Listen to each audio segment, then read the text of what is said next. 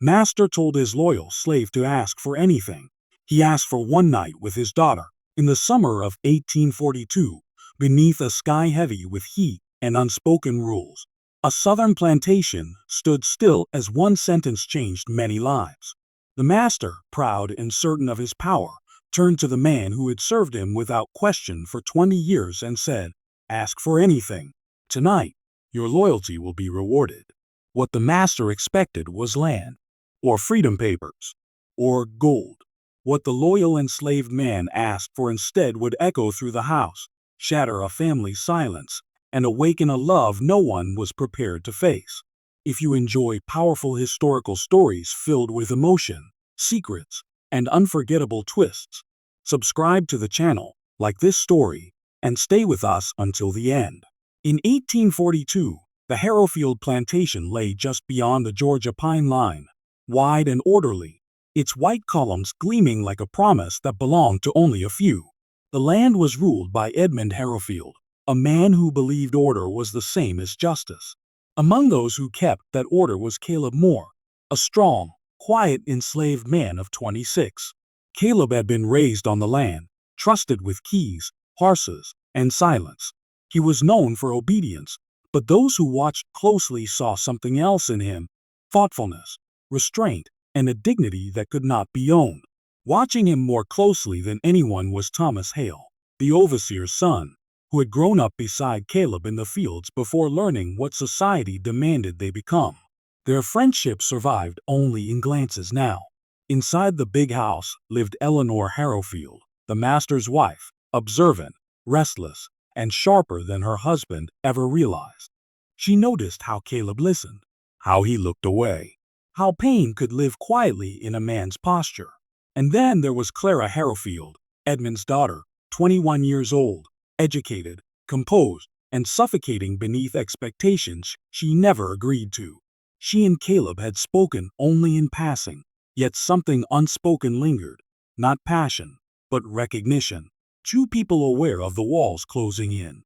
The moment came after harvest season, when Caleb saved Edmund's life during a riding accident. That night, in front of witnesses, the master made his offer. "Ask for anything," Edmund said, confident in his authority. Caleb lowered his eyes, his voice steady. "I ask for one night," he said, "to speak, only to speak, with your daughter, under your roof." Silence fell like thunder, and nothing at Harrowfield would ever be the same. Morning arrived at Harrowfield Plantation as if nothing had happened, yet every footstep carried tension.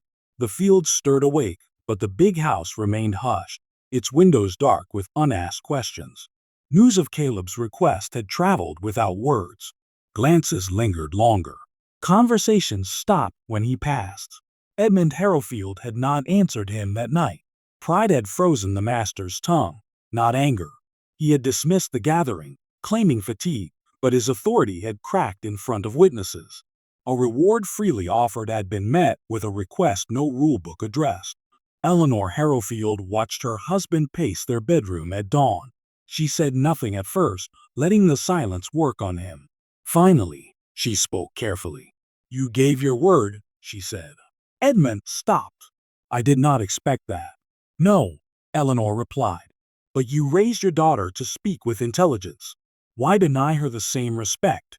Edmund looked away. He feared not scandal, but the truth that his control depended on silence, and Caleb had broken it without raising his voice.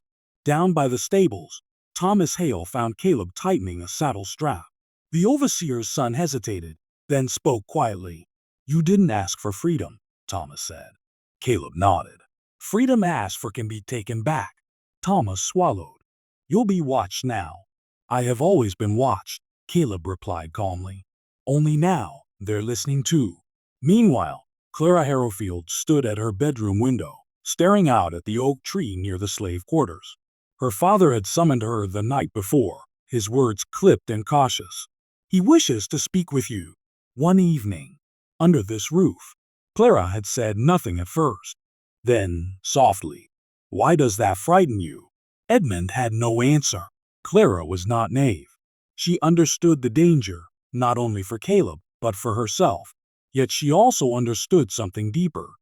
Her life had been arranged in conversations she was never invited to join.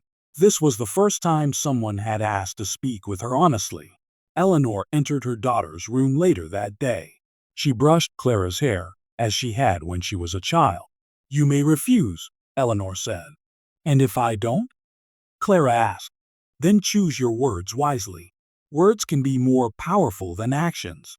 In the days that followed, Caleb was assigned closer to the house under the pretense of supervision. Eleanor noticed the change immediately.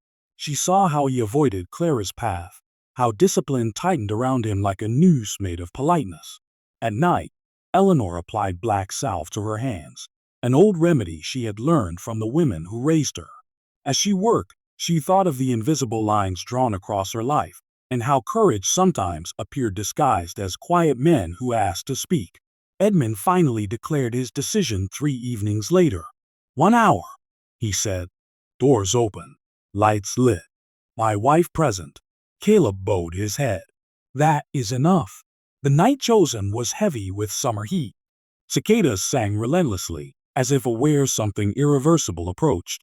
Caleb stood in the hallway outside the parlor, heart steady, breath controlled. He had prepared no speech. He carried only truth. Clara entered first, dressed simply, her posture calm. She met his eyes without fear. Eleanor sat nearby, her presence both shield and witness.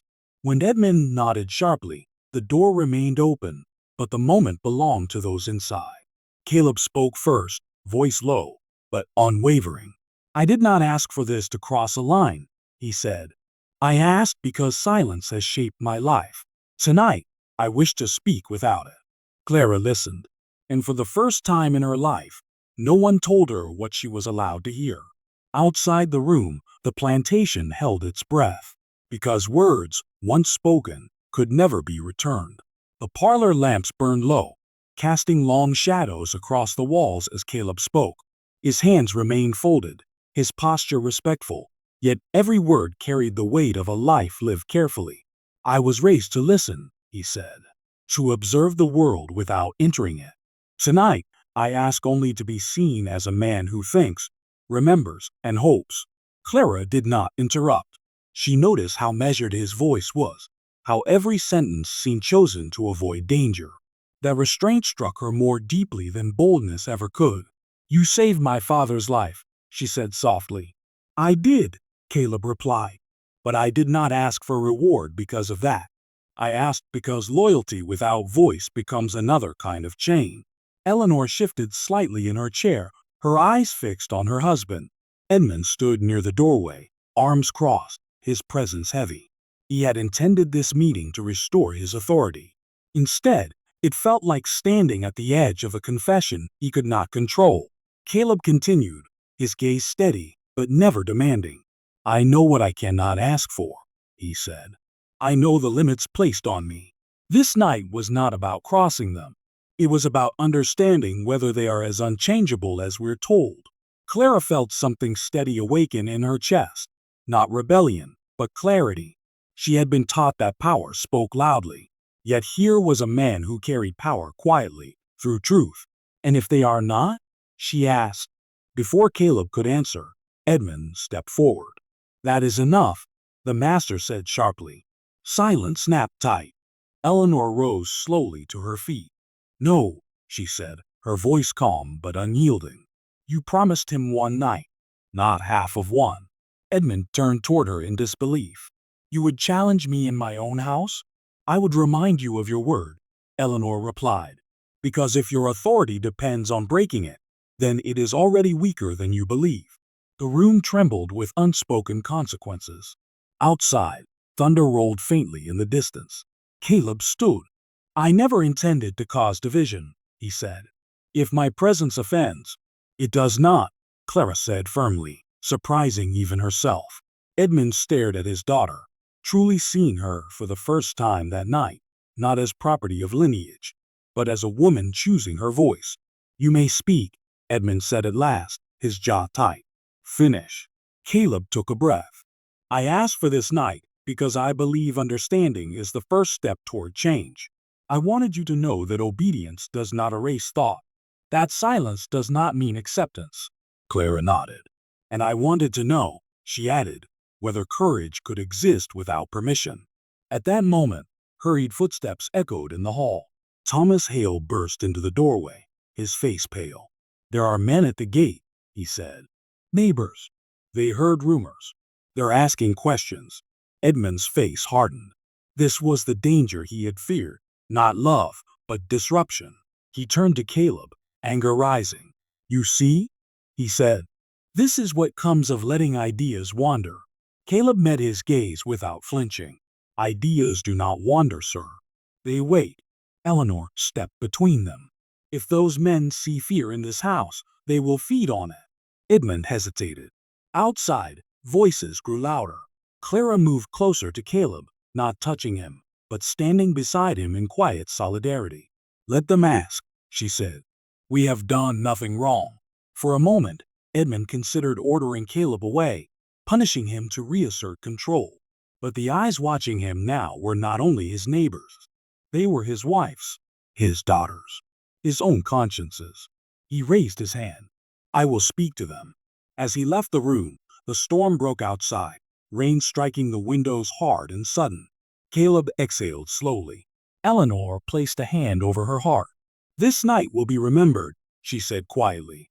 Yes, Caleb replied, no matter what follows. Because once truth had been spoken aloud, the plantation, and everyone within it, had crossed into a future that could not be undone.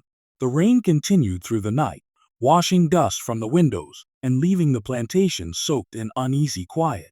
By dawn, the visitors at the gate were gone, sent away by Edmund with practiced calm and carefully chosen words. No accusations were spoken aloud, but suspicion lingered like moisture in the air. Inside the house, consequences began to take shape. Caleb was no longer permitted near the big house except under direct instruction. His work was reassigned to the far fields, a decision announced without explanation. Yet punishment did not arrive in the way many expected. There were no raised voices, no public discipline. Edmund Harrowfield understood appearances, and he chose restraint, not mercy, but caution. Thomas Hale rode out to the fields to find Caleb repairing a fence post. The overseer's son dismounted, glancing around before speaking. They're watching you closer now, Thomas said. Caleb nodded, tightening the wire with steady hands. They always do after change. You don't regret it? Thomas asked. Caleb paused. Regret belongs to those who believed silence would save them. In the big house, Clara felt the shift immediately. Her father spoke to her with formality, as though distance might restore the balance he had lost. Invitations arrived from neighboring families, conversations subtly steering her toward marriage prospects that promised control and forgetfulness. Eleanor noticed it all. She watched Clara's shoulders tighten beneath silk dresses, saw the way her daughter's gaze drifted toward the fields when she believed no one was watching. Late one afternoon, Eleanor found Caleb near the old tool shed, applying black salve to a deep cut on his palm. She approached slowly, ensuring no eyes followed her. You spoke with dignity, she said quietly. I spoke with honesty, Caleb replied. Eleanor hesitated. Honesty is dangerous here. So is pretending, he said. She studied him, recognizing a strength that could not be punished away. I will not allow harm to come to you for keeping your word, she said. But understand, protection has limits. I understand, Caleb said. Limits are what I live within. That evening, Clara waited until the house settled into sleep. She slipped down the back stairs and into the garden, where moonlight brushed the hedges silver. She did not know if Caleb would be there. She only knew she could no longer pretend the night in the parlor had been a dream. He emerged from the shadows quietly, as if summoned by thought alone. You should not be here, he said. Neither should you, she replied gently. They stood several steps apart, the space between them heavy with everything they could not name. I am being pushed toward a future chosen for me, Clara said. And I wanted you to know. I heard you. That night mattered. Caleb swallowed. Then it was worth the cost. Before either could say more, a lantern flickered near the house. Eleanor's silhouette appeared briefly at the window, not as a threat, but a warning. Clara nodded, stepping back. "Whatever happens," she said, "you changed something." Caleb watched her disappear into the darkness. For the first time, fear touched him, not fear of punishment, but fear of hope. Days passed. Whispers traveled, but no accusation took root. Edmund's authority held, though altered. He avoided looking at Caleb when their paths crossed, as though acknowledging him would reopen a door he struggled to keep closed. Eleanor sensed the truth. The plantation had not returned to order. It had merely learned to hide its unrest better. And beneath that silence, something irreversible had begun. Because not all changes announce themselves loudly. Some wait. Autumn arrived at Harrowfield quietly, softening the land with cooler air and turning the edges of the fields gold. With it came decisions that could no longer be delayed. Edmund Harrowfield announced his intention to send Clara to Savannah for an extended visit with her aunt. Officially, it was for refinement and social opportunity. In truth, it was distance, a way to bury a moment he could neither undo nor punish without consequence. Clara accepted the news with composed silence. Only Eleanor saw the tremor in her daughter's hands as trunks were packed. On the morning of Clara's departure, Eleanor walked the grounds alone. She found Caleb near the oak tree, sharpening tools with deliberate care. "She leaves today," Eleanor said. "I know," Caleb replied. "The house feels lighter already. Heavier in other ways," Eleanor added. They stood quietly, two people aware that endings often arrive disguised as order. Before the carriage rolled out, Clara asked for one final walk in the garden. Edmund agreed, confident enough in daylight and propriety. Eleanor accompanied her, but slowed her pace, allowing Clara a moment alone near the hedgerow. Caleb was there, waiting, not by arrangement, but by instinct. They did not touch. They did not need to. "I am being sent away," Clara said. "Perhaps forever. Perhaps not," Caleb answered. She smiled faintly. "I used to believe courage meant defiance. Now I think it means carrying truth quietly until it finds the right time." Caleb nodded. "Then carry it well." A bell rang. The moment ended. Savannah changed Clara. She learned how women bent rules without breaking them, how influence moved softly through conversation. Letters passed between her and Eleanor, never mentioning names, but heavy with meaning. At Harrowfield, Edmund's health began to fail. Pride had cost him sleep, and control no longer came easily. Eleanor managed the estate more often, her authority growing in ways no ledger recorded. One winter evening, Edmund suffered a sudden collapse. He lived, but the man who rose from his sickbed was quieter, less certain. Weeks later, Eleanor approached him with a proposal. "There are ways to honor loyalty without spectacle," she said. "Ways that protect the family name." Edmund listened.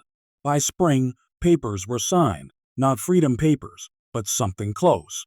Caleb was hired out to a neighboring mill under contract, earning wages he could keep. It was not justice, but it was movement. When Clara returned the following year, she was no longer the girl who had waited for permission to speak. She thanked Caleb publicly for his years of service, her voice steady, her words careful. Their eyes met briefly. That was enough. Life did not become easy, but it became honest in ways it had never been before. And sometimes that is the truest resolution history allows. Years later, when Harrowfield Plantation no longer bore the same name, people spoke of the old house as a place where something quietly shifted, not through rebellion or fire, but through words spoken on a single night. Caleb Moore did not become a legend. History rarely grants that honor to men who move carefully. He continued his work at the mill, saving what he could, learning to read numbers and contracts, teaching others what he learned. Those who knew him said he carried himself as someone who had once been truly heard, and never forgot the responsibility that came with it. Eleanor Harrowfield outlived her husband by many years. In her widowhood, she was known as a woman of uncommon fairness. She applied black salve to aching hands and wounded pride alike, listening more than she spoke. When asked why she managed the land differently, she would only say, "Because silence teaches nothing." Clara never married for convenience. She traveled between cities, supported schools, and chose a life that allowed her voice to matter. When asked what first taught her courage, She did not mention books or salons. She spoke instead of one night when listening changed everything. The plantation itself changed owners, boundaries, and purpose. Fields were divided. Old rules faded. Yet among those who passed through the land, a quiet story remained, not written, not celebrated, but remembered. It was said that once, a master offered a reward without understanding its weight, and a loyal man, instead of asking for freedom, gold, or land, asked to speak. That request frightened a system more than rebellion ever could, because chains do not survive conversation. This story is not about crossing lines, but about seeing them clearly, not about romance that defies history, but about recognition that reshapes it. It reminds us that even within the narrowest lives, moments exist where dignity stands up and asks to be counted. And sometimes, that is enough to begin change. The night Caleb asked for did not free him immediately. It did not rewrite the laws of the land, but it altered the hearts of those who heard him, and hearts, once opened, rarely close the same way again. That is how history often moves. Not loudly, not quickly, but one brave sentence at a time.